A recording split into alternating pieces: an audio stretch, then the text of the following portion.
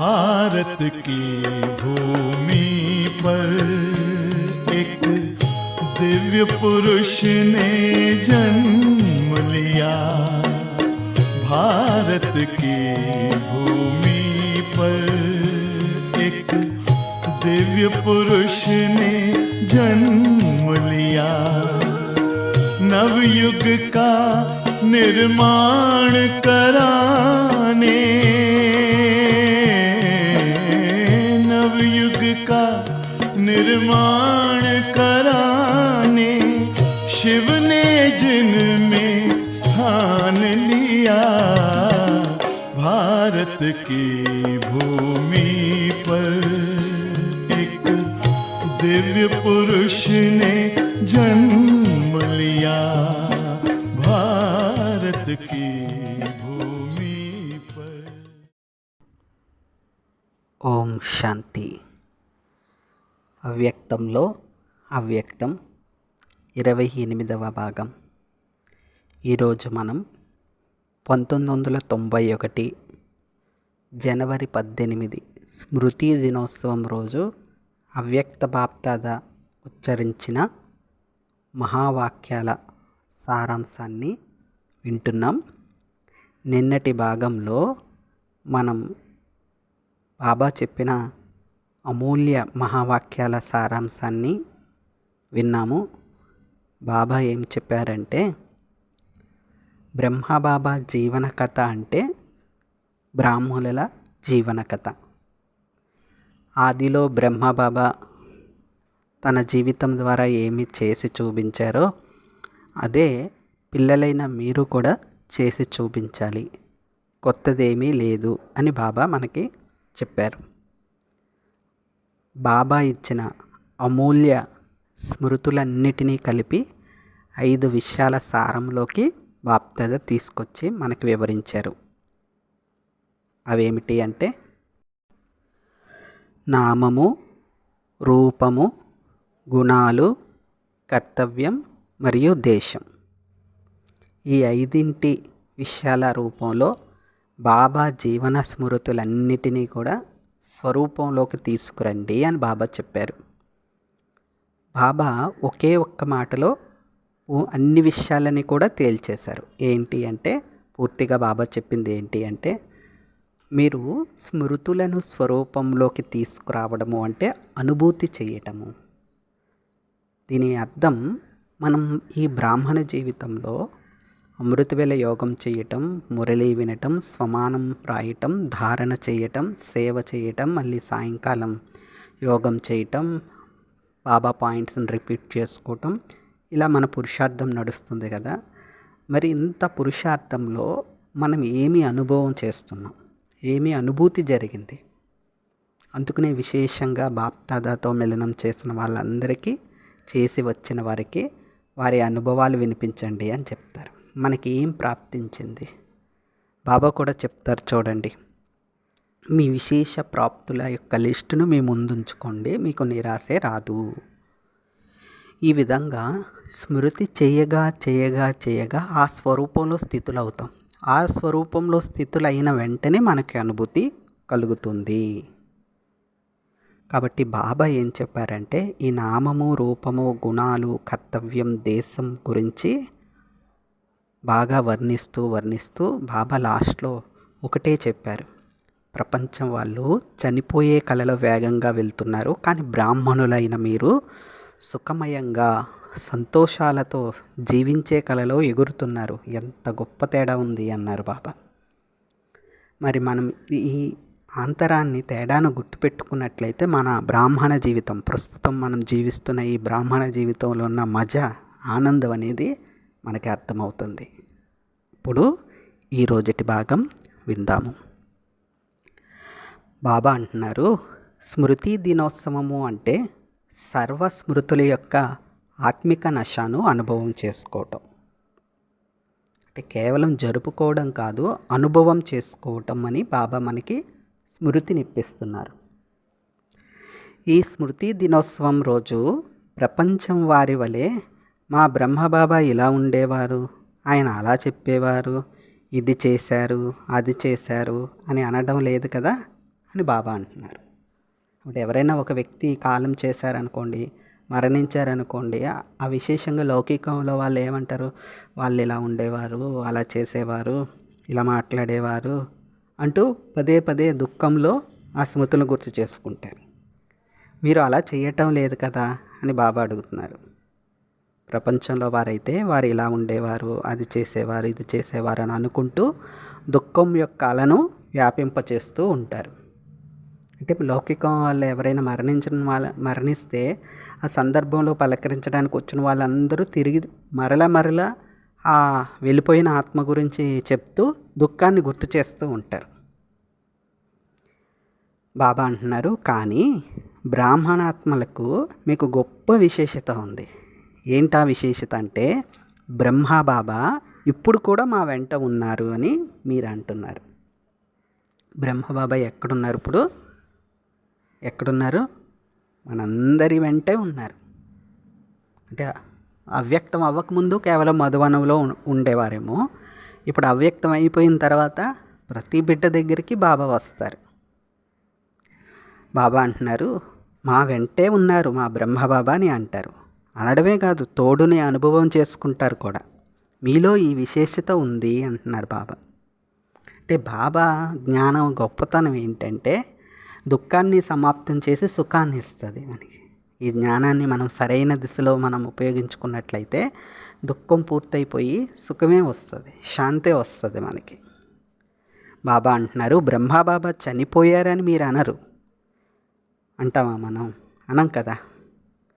వెంటే ఉంటాను, వెంటే తీసుకువెళ్తానని ప్రతిజ్ఞ చేశారు కదా. మరి ఆది ఆత్మయే ప్రతిజ్ఞ నిలబెట్టుకోకపోతే ఇంకెవరు నిలబెట్టుకుంటారు? మొదటి నెంబర్ 1 ఆత్మ అయిన బ్రహ్మబాబా, పిల్లలు మీ వెంటే ఉంటాను, మీ తోడుగానే ఉంటాను, మీతోటే వెళ్తాను అని ప్రతిజ్ఞ చేశారు కదా.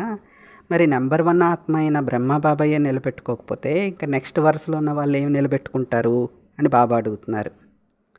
అయితే బాబా రహస్యం చెప్తున్నారు బ్రహ్మబాబా గురించి. కేవలం రూపం మరియు సేవ యొక్క విధి మారింది అంతే అంటున్నారు బాబా. రూపం మారింది, స్థూల దేహం నుండి సూక్ష్మ ఫరిస్తాగా అయిపోయారు. సేవ అప్పుడు హద్దులో ఉండేది, ఇప్పుడు బేహద్దులోకి వచ్చింది అవ్యక్త స్వరూపం ద్వారా. మరి బాబా అంటున్నారు, మరి మీ అందరి లక్ష్యం ఏంటి? ఫరిస్తా నుండి దేవత కదా, కనుక ఫరిస్తా రూపానికి ఒక ఉదాహరణగా బ్రహ్మబాబా ఉన్నారు, ఆ విధంగా అయ్యారు అంటున్నారు బాబా.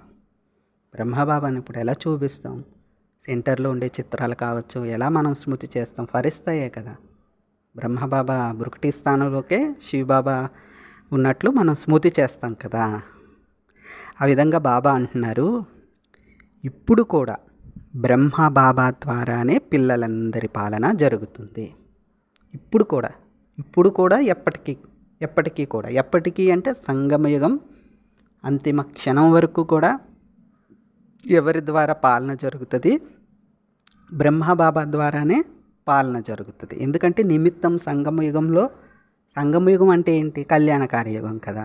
కళ్యాణకారి యుగం ఎందుకయింది? కళ్యాణకారి తండ్రి ఉన్నారు, కళ్యాణకారి పిల్లలు కలుసుకునే సమయం కాబట్టి ఈ సంగమయుగం అంతా కళ్యాణకారియే. మరి తండ్రి పిల్లలు మధ్యలో బ్రహ్మబాబా లేకపోతే యుగం ఎలా నడుస్తుంది? అందుకనే బాబా ఈ జనవరి 18 అన్ని అవ్యక్తవాణిలో బ్రహ్మబాబా యొక్క పాత్ర చాలా స్పష్టంగా మనందరికీ తెలియచేశారు. బ్రహ్మబాబా పాత్ర అంతిమం వరకు ఉంటుంది, ఆది నుండి అంతిమం వరకు పాత్ర నడుస్తుంది అని చెప్పారు బాబా. అందువల్లనే కదా బ్రహ్మకుమారులని పిలిపించుకుంటున్నారు. మరి ఇప్పుడు కోర్సు విన్ని ఏదో ఇప్పుడు సమర్పణ అయిన వాళ్ళకి కానీ ఎలా పిలుస్తున్నారు? వాళ్ళు బ్రహ్మకుమారి అనే కదా అంటున్నారు. ఏమైనా మార్చారా పేర్లు? మరి బ్రహ్మబాబా ఉన్నారు కాబట్టి ఇంకా బ్రహ్మకుమారి అన్న పేరు వస్తుంది, బ్రహ్మకుమార్ అనే పేరు వస్తుంది. కాబట్టి బాబా అంటున్నారు, అర్థమయ్యిందా? ఈ స్మృతి దినోత్సవం యొక్క గొప్పతనం ఏమిటో అర్థమైందా అంటున్నారు బాబా. అర్థమయ్యిందా? మనం ఇంకా అర్థం చేసుకుంటున్నాం కాబట్టి ప్రతి జనవరి 18 అవ్యక్తవాణిలో విశేషంగా బాబా చెప్తుంది ఇదే. స్మృతి దినోత్సవం జరుపుకోవడం అంటే స్మృతి నుండి సమర్థంగా తయారవటం, బాబా సమానంగా తయారవటం. బాబా అంటున్నారు, ఈ స్మృతులలో సదా లవలీనమై ఉండండి అంటున్నారు. లీనమై కాదు, లవలీనమై మునిగిపోండి ఈ స్మృతుల్లో. బ్రహ్మబాబా ఒక ఫోటో కాపీ చూడండి, ఫోటో కాపీ జిరాక్స్ ఎలా చేస్తారు, పేపర్ పెట్టి మిషన్ మూస్తే ఒక ఒక గొప్ప వెలుగు లేజర్ కిరణం అలా వెళ్తుంది కదా, అలా బాబాను చూస్తూ బ్రహ్మబాబాను చూస్తూ ఫాలో చేస్తూ శివబాబా మహాజ్యోతి అయిన శివబాబాని చూస్తే బ్రహ్మబాబా చేసిన కర్మల యొక్క ఆ విధి విధానాలన్నీ మన ఆత్మలోకి వస్తాయి, మనకి శ్రేష్ఠ ప్రేరణ వస్తుంది. అది ఇక్కడ బాబా మనకి బ్రహ్మబాబాని ఉదాహరణగా పెట్టారు. మరి బాబా అంటున్నారు, బాబా మీకు నేర్పిన స్మృతులన్నిటిలో సదా లవలీనమై ఉండండి, దీన్నే బాబా సమానంగా అయ్యే అనుభూతి అని అంటారు. మీరు బాబా సమానంగా అనుభవం చేసుకున్నారు. ఈ కల్పంలో మనం చేసుకున్నాం. త్రికాలదర్శి అయిన బాబాకి అన్నీ తెలుసు. ఆ అనుభవం చేసుకున్నాం కాబట్టే బాబా అంటున్నారు, భక్తులు ఈ సమానమనే మాటని లీనమైపోవడం అని చెప్పేశారు. భక్తులు ఏమంటారు, ఆత్మ పరమాత్మతో కలిసిపోయింది, లీనమైపోయింది అంటారు కదా. కానీ బాబా అంటున్నారు, ఆత్మ వెళ్ళి పరమాత్మలో అలా లీనం అవ్వపోదు, కలిసిపోదు, కానీ బాబా సమానంగా అవుతుంది. అవుతుంది లేదా? అవుతుంది కాబట్టే, జరుగుతుంది కాబట్టే బాబా మనకి చెప్తున్నారు. బాబా అంటున్నారు, ఈ స్మృతి దినోత్సవం రోజు పిల్లలందరూ తమ పేరు పేరున స్మృతిని పంపించారు. కొందరైతే సందేశీ అయ్యి ప్రియస్మృతులు తీసుకొచ్చారు, కానీ ప్రతి ఒక్కరూ నా స్మృతి విశేషంగా అందించండి అని సందేశీకి చెప్పారంట. సందేశీ అక్కయ్య ఉండేవారు కదా, సందేశీ అక్కయ్యకి చెప్పారంట, పిల్లలందరూ నా పేరు చెప్పండి బాబా దగ్గర, నా పేరు చెప్పండి అని. కేవలం సందేశీ చెప్తేనైనా బాబాకి తెలుస్తుంది? బాబా అంటున్నారు అలానే తెలుస్తుందా? బాబా అంటున్నారు, ఒక్కొక్కరికి వేరువేరుగా స్మృతి పత్రాలు రాయడానికి బదులు అందరికీ మనసుతోనే ఉత్తరం రాసేస్తున్నారంట బాబా. ప్రతి ఒక్కరి మనసు యొక్క ప్రేమ బాప్దాదా యొక్క నయనాలలో మనసులో ఇమిడి ఉంది, ఇప్పుడు ఇంకా విశేషంగా నిండి ఉంది అంటున్నారు బాబా. మామూలుగానే ఇమిడి ఉంటుంది, కానీ స్మృతి దినోత్సవం రోజు బాప్దాదా యొక్క కంటిలో, బాప్దాదా యొక్క మనసులో మన అందరి మనసు యొక్క ప్రేమ ఇమిడిపోయి ఉంది అంటున్నారు. బాబా అంటున్నారు, విశేషంగా జ్ఞాపకం చేసేవారిని బాప్దాదా ఇప్పుడు కూడా ప్రత్యక్షంగా తీసుకొచ్చి విశేష ప్రేస్మృతులు ఇస్తున్నారు. ఎవరైతే పిల్లలందరిలో కూడా విశేషంగా ప్రత్యేకంగా బాబాని యథార్థ రీతిలో స్మృతి చేస్తున్న వారిని, జ్ఞాపకం చేసుకునే వారిని బాప్దాదా ఆ రోజు ప్రత్యక్షంగా తన ముందుకు తీసుకొచ్చి మరీ విశేష ప్రేస్మృతులు ఇస్తున్నారంట. అంటే మాకేమర్థమవుతుంది? మనం అనుకుంటాం మన యొక్క స్మృతి బాబా దగ్గరికి వెళ్తుందో లేదో, ఇది ఇలా అనుకోవడం కూడా మంచిది, అదో రకమైన స్మృతే. బాబా ఎప్పుడైనా నన్ను జ్ఞాపకం చేసుకుంటారా అని అనుకుంటుండాలి అప్పుడప్పుడు. మనం బాబాను స్మృతి చేస్తున్నాం, మనం చేస్తున్నామో లేదో బాబాకి తెలుసు. మరి బాబా నన్ను స్మృతి చేస్తున్నారా? నన్ను స్మృతి చేసేంత పురుషార్థం నేను విశేషంగా చేస్తున్నానా అని మన జ్ఞానాన్ని రమణీయంగా ఉపయోగించుకోవాలి. వ్యతిరేకంగా ఉపయోగించుకోకూడదు, కానీ రమణీయంగా ఉపయోగించుకోవాలి.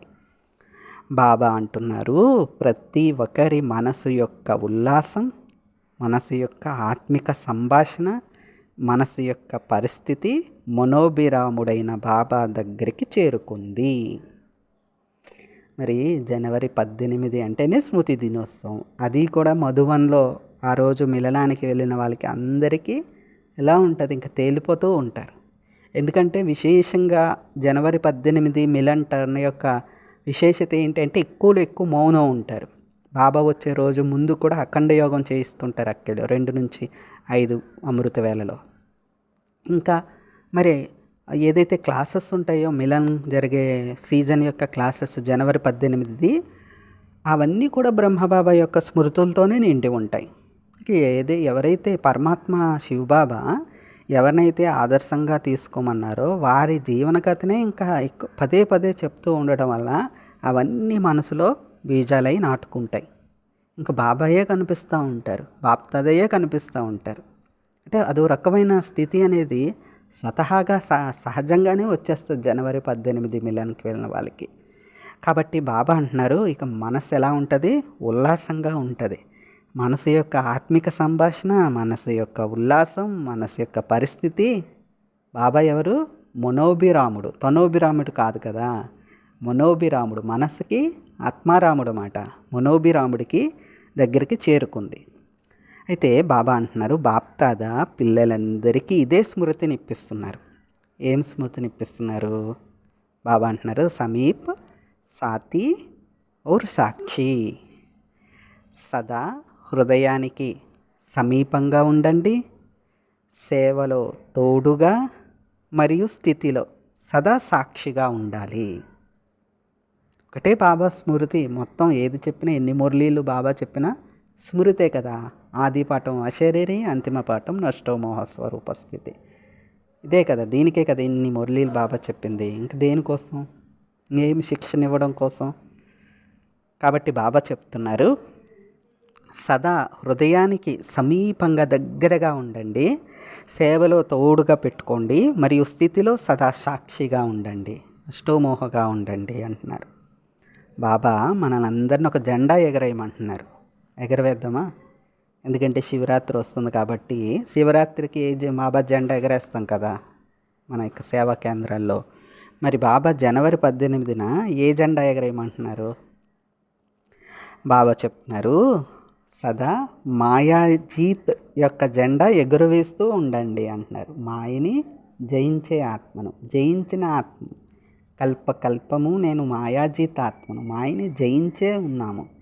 బాబా అంటారు కదా, మాయ ఆల్రెడీ స్పృహ కోల్పోయింది, చనిపోయే ఉంది. అదొక ఆటబొమ్మ అనుకోండి. మీరే దాన్ని ఆహ్వానిస్తున్నారు. దాని 2500 సంవత్సరాలు పూర్తయిపోయింది, అంతిమ స్థితికి వస్తుంది మాయ.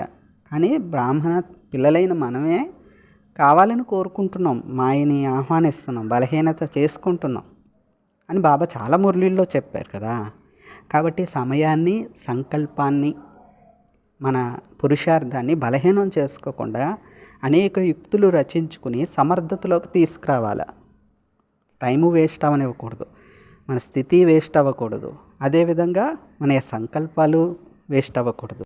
అంటే బాబా అంటున్నారు, బాబా సాకార్ బాబా ఉన్నంత వరకు స్మృతి ద్వారా ఎక్కువ పాఠాలు చెప్పారు. స్మృతి స్మృతి, బాబా స్మృతి చేయండి, బాబాను స్మృతి చేయండి అని అనేక రూపాలలో మనకి సాకార శిక్షణలు అందాయి. ఇక అవ్యక్తమైన తర్వాత ఎటువంటి శిక్షణలు లభించాయి అంటే స్మృతి సమర్థ, అంటే స్మృతి ద్వారా సమర్థులుగా అవ్వండి. బాబా ఏమో చెప్పారు, మీరు ఇలాంటి వాళ్ళు అలాంటి వాళ్ళని గుర్తు చేశారు. మనం ఏం చేయాలి? వాటన్నిటినీ కూడా స్వరూపంలోకి తీసుకురావాలి, అనగా అనుభూతి చేయాలి, అనగా సమర్థవంతులుగా అవ్వాలి. కాబట్టి బాబా ఏమి స్మృతినిప్పిస్తున్నారు? సదా హృదయానికి దగ్గరగా ఉండండి, సేవలో తోడుగా ఉండండి, సతిగా ఉండండి, స్థితిలో సదా సాక్షిగా ఉండండి. అలాగే బాబా మనకి జెండా ఎగరవేస్తూ ఉండండి. ఏ జెండా? నేను మాయాజీతాత్మను, కల్పకల్పము అనేక కల్పాలు మాయను జయించుకునే ఉన్నాను. స్మృతి చేసుకోవాలి, గుర్తు చేసుకోవాలి. మన యొక్క కల్పపూర్వపు స్థితిని గుర్తు చేసుకోండి అంటున్నారు. జెండా అయిపోయింది. మళ్ళీ బాబా ఇంకొక పాఠం గురించి చెప్తున్నారు. ఏ పాఠం గురించి చెప్తున్నారు బాబా? పిల్లలందరికీ కొత్తదేమీ కాదు అనే పాఠం ప్రతి పరిస్థితిలో సదా స్మృతి ఉండాలి. పరిస్థితి రాని వాళ్ళు ఎవ్వరూ ఉండరు. ఎందుకంటే మనం అందరం మైదానంలో, యుద్ధ మైదానంలో ఉన్న వాళ్ళమే. మనం శివబాబా ఆర్మీ, లేకపోతే గాడ్లీ స్టూడెంట్స్. ఎగ్జామ్స్ ఉండవు కదా స్టూడెంట్స్కి. అలాగే జవాన్లకి, ఆర్మీకి యుద్ధం లేకుండా ఆర్మీ ఎందుకు ఉంటుంది? యుద్ధం ఉంటుంది, పరీక్షలు ఉంటాయి. కాబట్టి బాబా అంటున్నారు, ప్రతి పరీక్షలో కూడా ఏం గుర్తు చేసుకోమంటున్నారు బాబా? నథింగ్ న్యూ, కొత్త ఏమీ కాదు. ఈ పాఠం కోసమే బాబా అమూల్య శిక్షణలో అనేకం ఇస్తూ ఉంటారు. పిల్లలు, ఇదేమీ కొత్త కాదు, 5000 సంవత్సరాల క్రితం జరిగిందే ఇప్పుడు జరుగుతుంది, మీరు నిరాశ చెందకండి, మీరు ఆల్రెడీ పాస్ అయిపోయే ఉన్నారు. మన యొక్క భవిష్యత్తు బాబా చూస్తున్నారు కాబట్టి బాబాకి తెలుస్తుంది. ఆల్రెడీ మీరన్నీ జయించుకునే వచ్చారు అని బాబా చెప్తారు. కాబట్టి నథింగ్ న్యూ, కొత్తదేమీ కాదు అనే పాఠం సదా స్మృతిలో పెట్టుకోండి. ఎందుకంటే బాబా చెప్తున్నారు, బ్రాహ్మణ జీవితం అంటేనే ప్రశ్నార్థకం, ఆశ్చర్యార్థకాలు ఉండకూడదు. మరి ఏ జీవితం జీవిస్తున్నాం మనం? బ్రాహ్మణ జీవితమే కదా. బాబా గత భాగంలో మనం చదువుకున్నాం కదా, బ్రాహ్మణ జీవితం అంటేనే సుఖమయంగా సంతోషాలతో జీవించే కళ. ఆ జీవించే కళలో ఎగిరే జీవితం అంట. వాస్తవానికి మనం లౌకికం కావచ్చు, ఇప్పుడు ప్రస్తుత కలియుగంలో ఉన్న ఆత్మల్ని చూసి మన జీవితాన్ని ఒక్కసారి చూసామనుకోండి, ఎన్నిటి నుండి బాబా మనల్ని తేలికపరిచేశారు. ఆహారంలో, వ్యవహారంలో, కార్యవ్యవహారాల్లో, విహారాల్లో. అప్పుడు అందుకనే కదా పెద్దవాళ్ళందరూ, మధుబంధాదీలు వీళ్ళందరూ ఏమంటారు? వాహ్ బాబా వాహ్. వాళ్ళు మాట్లాడుతుంటూనే బాబా స్మృతి నాట్యం చేస్తూ ఉంటుంది అన్నమాట. ఎందుకంటే వాళ్ళ మాటలు నోటి ద్వారా చదువుకుని చెప్పిన మాటలు కాదు, అవి హృదయంలోంచి వస్తున్న మాటలు కాబట్టి అవి ఇతరులకు కూడా హృదయాన్ని తాకుతాయన్నమాట. కాబట్టి బాబా ఏం చెప్తున్నారో మనం జాగ్రత్తగా గమనం పెట్టుకుని వినాలన్నమాట. ప్రశ్నార్థకాలు ఉండకూడదు, ఆశ్చర్యార్థకాలు ఉండకూడదు. ఇది ఎందుకు నాకు వస్తుంది ఈ పరిస్థితి, నన్నే వీళ్ళు ఎందుకు ఇలాగంటారు, నేను చేసిన పని ఏది అవ్వట్లేదు, లేకపోతే ఇలా కూడా అవుతుందా, ఇలా కూడా ఉంటారా, ఇలా కూడా పద్ధతి ఉంటుందా, వీళ్ళు ఇలా బిహేవ్ చేస్తారా, ప్రవర్తిస్తారా, ఇవన్నీ ఎందులోకి వెళ్ళిపోతాయి? బాబా వద్దన్న లిస్టులోకే కదా వెళ్ళిపోతాయి. బాబా వద్దన్న లిస్టులోకి మన చేసే కార్యవ్యవహారాలు వెళ్ళాయనుకోండి, బాబా లిస్టులో మనం ఉంటామా? బాబా హృదయంలో మనం ఉంటామా? ఒకసారి అర్థం చేసుకోవాలన్నమాట. మనం ఏం చేయక్కర్లేదు, బాబా చెప్పింది చేస్తే చాలు, బాబాకి ఇష్టపడినట్లు ఉంటే చాలు, మన ఇష్టాలన్నీ పూర్తయిపోతాయి. కాబట్టి బాబా అంటున్నారు, బ్రాహ్మణ జీవితం అంటేనే ప్రశ్నార్థకం వద్దు, ఆశ్చర్యార్థకం వద్దు. ఎందుకంటే ఎన్నిసార్లు జరిగిందో తెలియదు కదా మీకు. కౌంట్ చేయగలమా ఎన్ని 5,000 సంవత్సరాలు అయినాయో? 5,000 సంవత్సరాలు అని తెలిసింది, కానీ ఎన్నిసార్లు రిపీట్ అయ్యిందో మనకే తెలియదు కదా. బాబా అంటున్నారు, అన్నీ కొత్త సమాచారాలా ఇప్పుడు వినేవి అన్నీ? కలియుగంలో జరిగేవి సమాచారాలు ఏవైతే ఉన్నాయో అవన్నీ కొత్తగా వింటున్నామా మనం? ఎన్ని విధాలుగా తీసుకున్నా కూడా కొత్తది కాదు. గత కల్పంలో విన్నాం, ఇప్పుడు వింటున్నాం అనుకోవచ్చు. పైగా మనం త్రికాలదర్శులము, ఈ డ్రామా చక్రం ఎలా నడుస్తుందో మనకు తెలుసు. మరి కొత్తగా వినేది ఏముంది? బాబా అదే మనకు జ్ఞాపకం చేసుకుంటున్నారు. బ్రాహ్మణ జీవితం అంటే ప్రతి సమాచారం వింటూ కల్పపూర్వపు స్మృతిలో సమర్థంగా ఉండాలి అంటున్నారు బాబా. ఇది ఎవరో ఆషామాషిగా ఒక వ్యక్తి చెప్తుంది కాదు కదా, స్వయం భగవంతుడు చెప్తున్న మహావాక్యాలు ఇవి. కాబట్టి బాబా అంటున్నారు, ఏది జరగాలో అది జరుగుతుంది. కాబట్టి ఏది జరగాలో అది జరుగుతుంది. ఏది జరగాలి? కళ్యాణమే జరగాలి అని ఉంది. కాబట్టి కళ్యాణమే అంటే మంచే జరుగుతుంది. బాబా అనేక సాకార మురళిల్లో వరదానం రావచ్చు, స్లోగన్ కావచ్చు, ఏమని వస్తుంది? అచ్చా అచ్చా అచ్చా అంటూ వెళ్ళండి, ముందుకి అంతా అచ్చాగా అయిపోతుంది. ఒకవేళ అందులో అశుభం ఉన్నా అది కూడా శుభంగా తప్పక మారాల్సిందే అంటున్నారు. అది మనకి వరదానం. అది సంగమికి బ్రాహ్మణులైన మనకి భగవంతుడిచ్చిన వరదానం అది.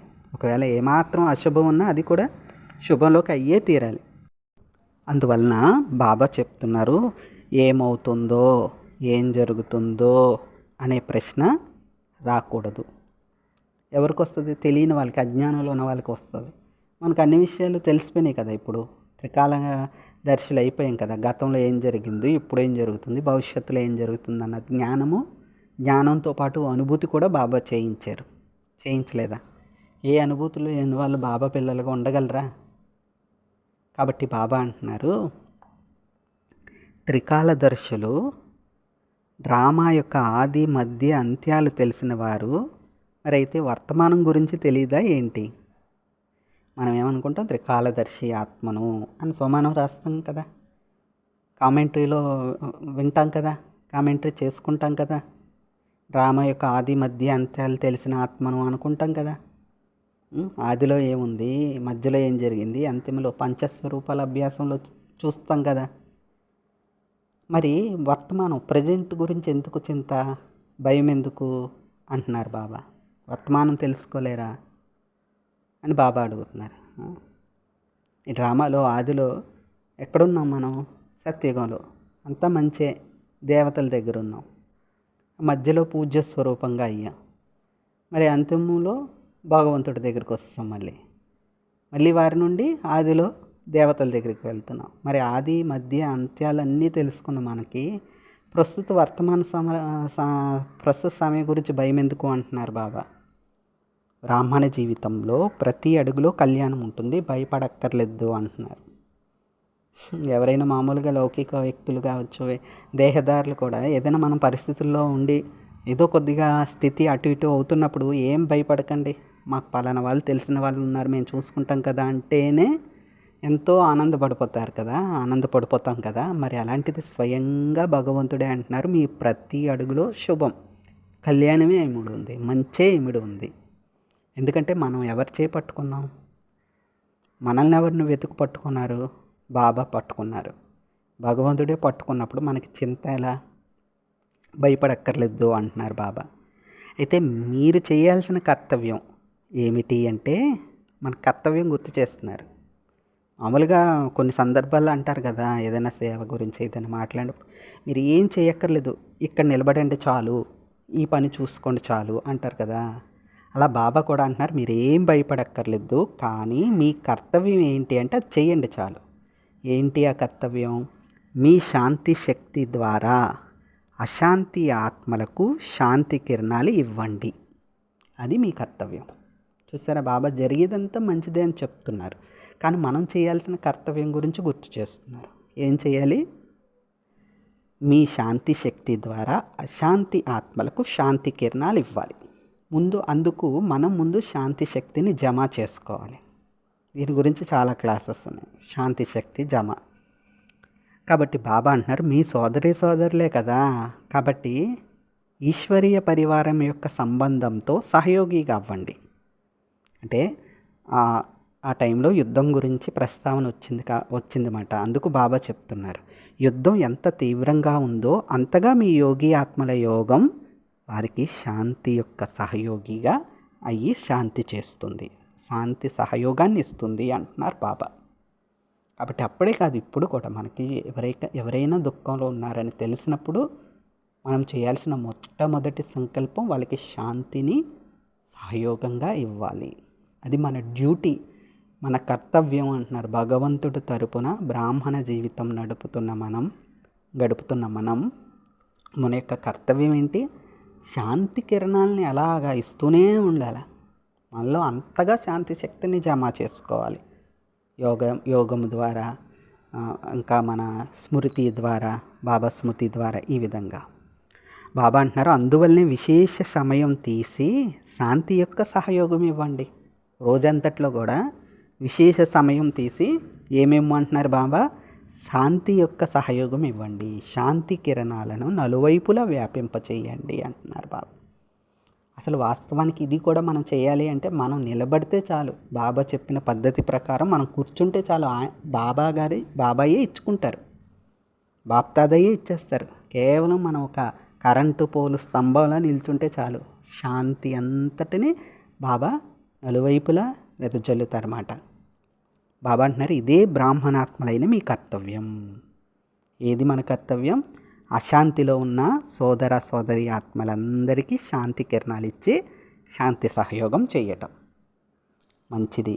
బాబా చెప్తున్నారు, మంచిది, అర్థమైంది కదా. స్మృతి దినోత్సవం అంటే సమర్థ దినోత్సవం అని. మంచిది. బాబా వ్యాఖ్యానిస్తున్నారు, సర్వస్మృతి స్వరూప శ్రేష్ఠాత్మలకు బాబా సమానంగా అయ్యే లక్ష్యం మరియు లక్షణాలను ధారణ చేసే ఆత్మలకు, సదా స్వయాన్ని బాబాతో అనుభవం చేసుకునే సమీపాత్మలకు, సదా కొత్తదేమీ కాదు అనే పాఠాన్ని స్వరూపంలోకి తీసుకొచ్చేవారికి, సదా విశ్వ కళ్యాణకారి అయ్యి విశ్వాత్మలకు సహయోగం ఇచ్చేవారికి, సదా విజయీ రత్న తల్లి తండ్రి బాప్దాద యొక్క ప్రియ స్మృతులు మరియు నమస్తే. ఆత్మిక తండ్రికి ఆత్మిక పిల్లల యొక్క ఈశ్వరీయ మధుర స్మృతులు, శుభోదయం మరియు నమస్తే. బాబా నమస్తే. అచ్చా. ఓం శాంతి. भारत की भूमि पर एक दिव्य पुरुष ने जन्म लिया, एक दिव्य पुरुष ने जन्म लिया,